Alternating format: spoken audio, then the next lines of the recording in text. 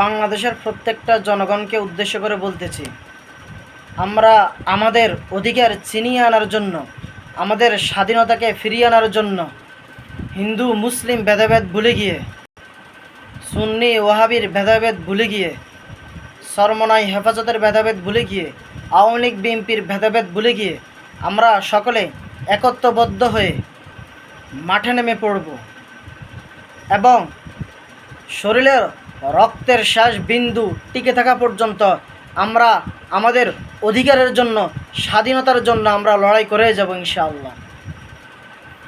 আর কতকাল আমাদেরকে গোলামির জিঞ্জিরায় আবদ্ধ থাকতে হবে?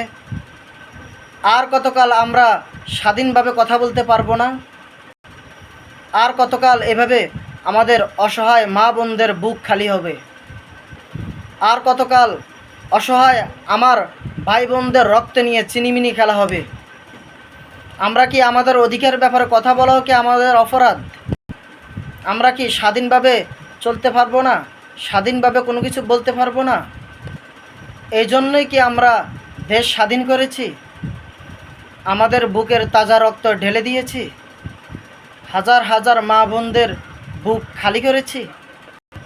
আজ আমরা আমাদের অধিকার নিয়ে কথা বললে যদি আমাদের অপরাধ হয়ে যায়, তাহলে কেন আমরা সর্ব জায়গায় স্বাধীনতার কথা বলে বেড়াচ্ছি?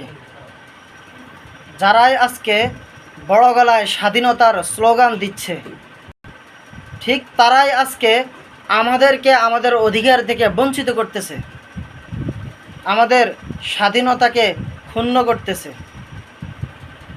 বাংলাদেশের গতি আজকে কোন দিক দিয়ে যাচ্ছে আমার কিছু বুঝে আসে না।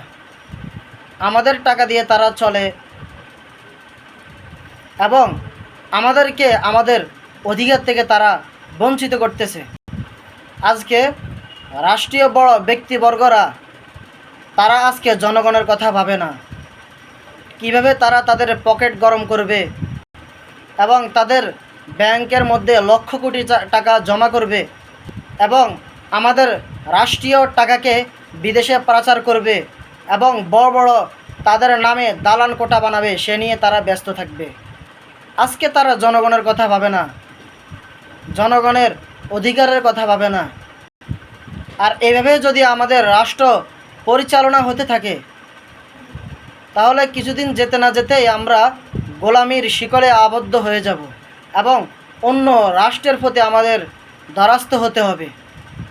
আবারও বাংলাদেশের প্রত্যেকটা ঘর থেকে স্বাধীনতার ডাক গর্জন দিতে হবে।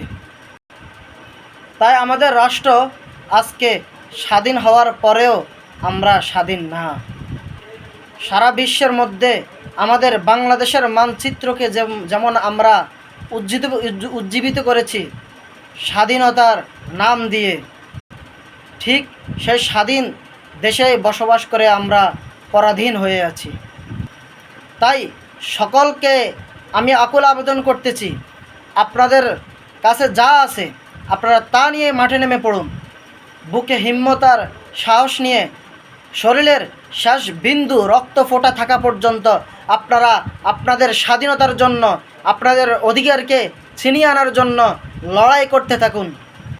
দেখবেন ইনশাআল্লাহ বাংলাদেশের মধ্যে অচিরেই এক গণজোয়ার দেখা দিবে এবং অচিরেই আমাদের দেশটা ইনশাআল্লাহ পরিবর্তন হয়ে যাবে।